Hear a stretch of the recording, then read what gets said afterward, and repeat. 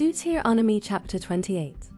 If you fully obey the Lord your God and carefully follow all his commands I give you today, the Lord your God will set you high above all the nations on earth. All these blessings will come on you and accompany you if you obey the Lord your God. You will be blessed in the city and blessed in the country. The fruit of your womb will be blessed, and the crops of your land and the young of your livestock, the calves of your herds and the lambs of your flocks. Your basket and your kneading trough will be blessed. You will be blessed when you come in and blessed when you go out. The Lord will grant that the enemies who rise up against you will be defeated before you. They will come at you from one direction but flee from you in seven. The Lord will send a blessing on your barns and on everything you put your hand to. The Lord your God will bless you in the land he is giving you. The Lord will establish you as his holy people, as he promised you on oath, if you keep the commands of the Lord your God and walk in obedience to him. Then all the peoples on earth will see that you are called by the name of the Lord, and they will fear you. The Lord will grant you abundant prosperity in the fruit of your womb, the young of your livestock, and the crops of your ground in the land he swore to your ancestors to give you. The Lord will open the heavens, the storehouse of his bounty, to send rain on your land in season and to bless all the work of your hands. You will lend to many nations but will borrow from none. The Lord will make you the head, not the tail, if you pay attention to the commands of the Lord your God that I give you this day and carefully follow them. You will always be at the top, never at the bottom. Do not turn aside from any of the commands I give you today, to the right or to the left, following other gods and serving them.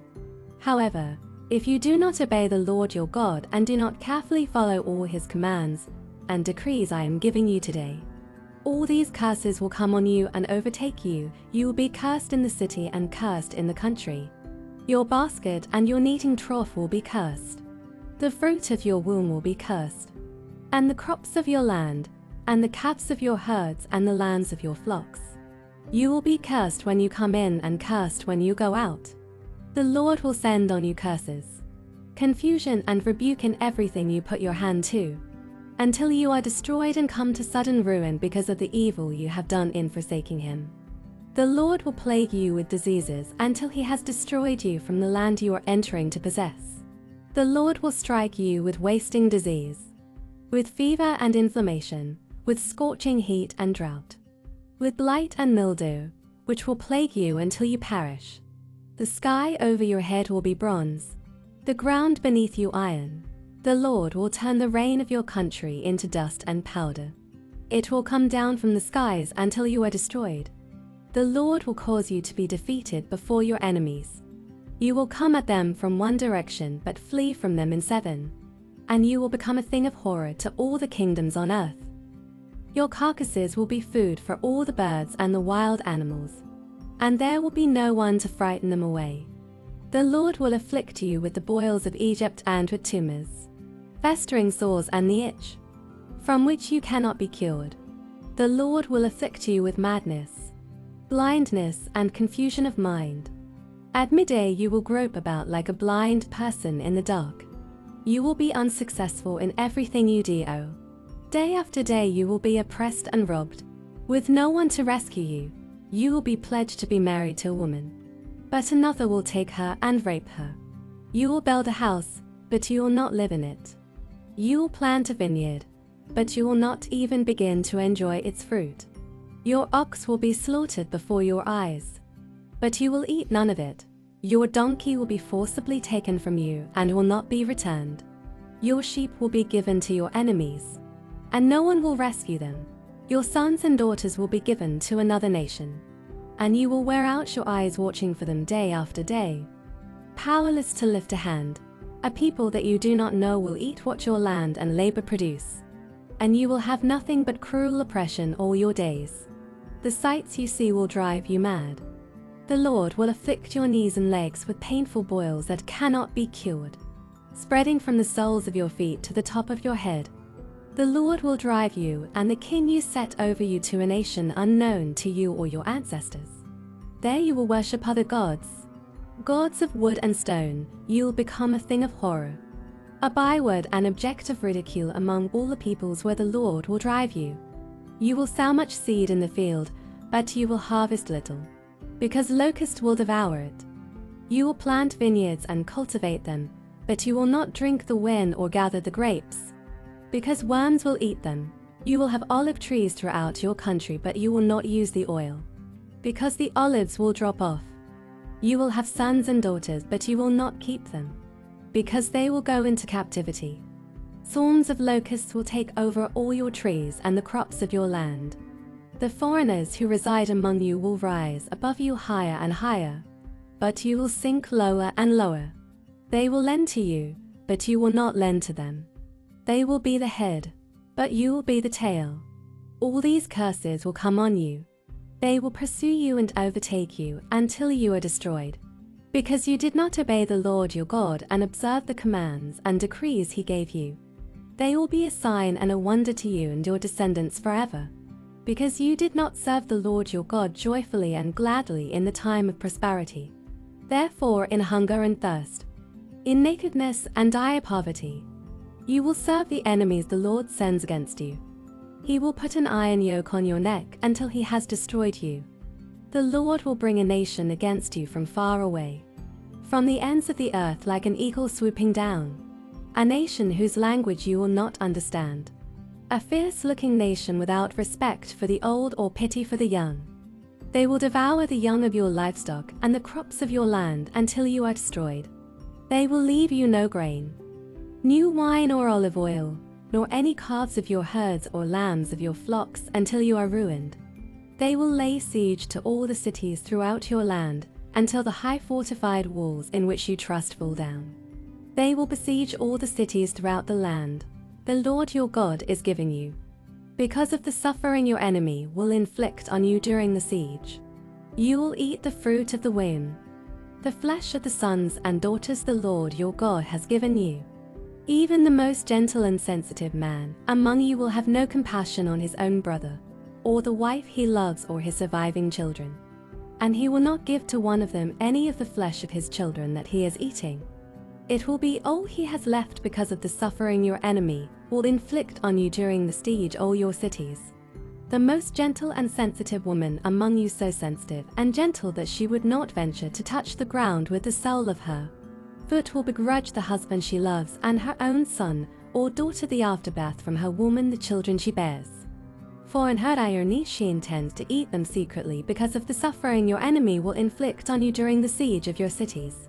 If you do not carefully follow all the words of this law, which are written in this book, and do not revere this glorious and awesome name, the Lord your God, the Lord will send fearful plagues on you and your descendants, harsh and prolonged disasters, and severe and lingering illnesses.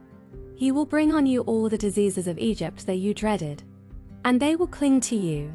The Lord will also bring on you every kind of sickness and disaster not recorded in this book of the law, until you are destroyed.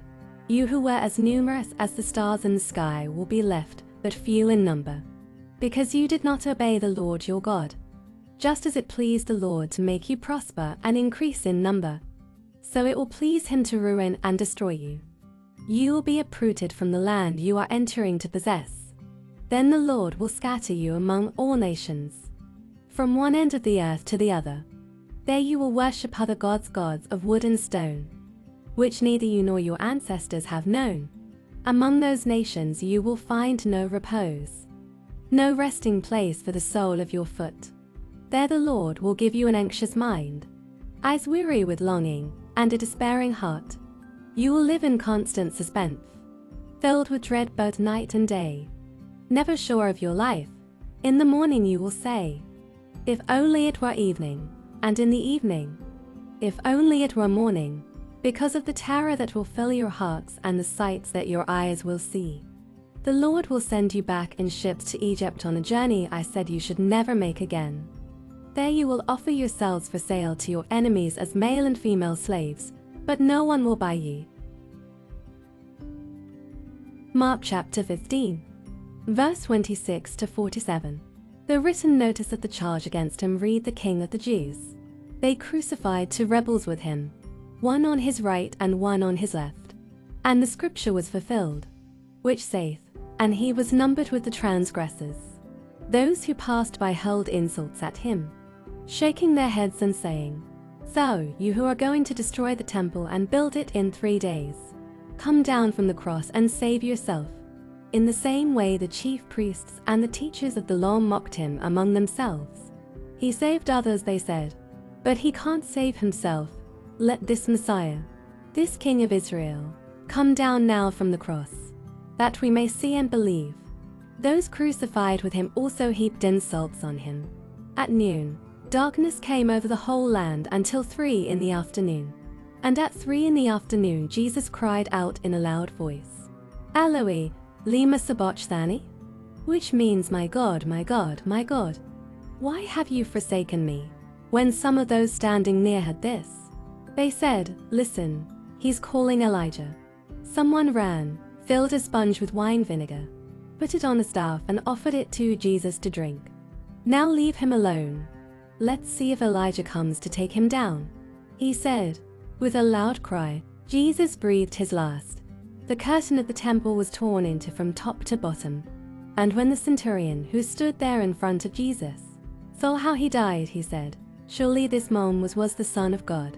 Some women were watching from a distance.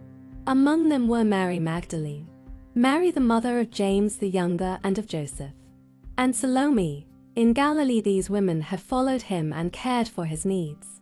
Many other women who had come up with him to Jerusalem were also there. It was preparation day, that is, the day before the Sabbath. So as evening approached, Joseph of Arimathea, a prominent member of the council, who was himself waiting for the kingdom of God, went boldly to Pilate and asked Jesus' body. Pilate was surprised to hear that he was already dead. Summoning the centurion, he asked him if Jesus had already died. When he learned from the centurion that it was so, he gave the body to Joseph. So Joseph bought some linen cloth, took down the body, wrapped it in the linen, and placed it in a tomb cut out of rock. Then he rolled a stone against the entrance of the tomb. Mary Magdalene and Mary the mother of Joseph saw where he was laid.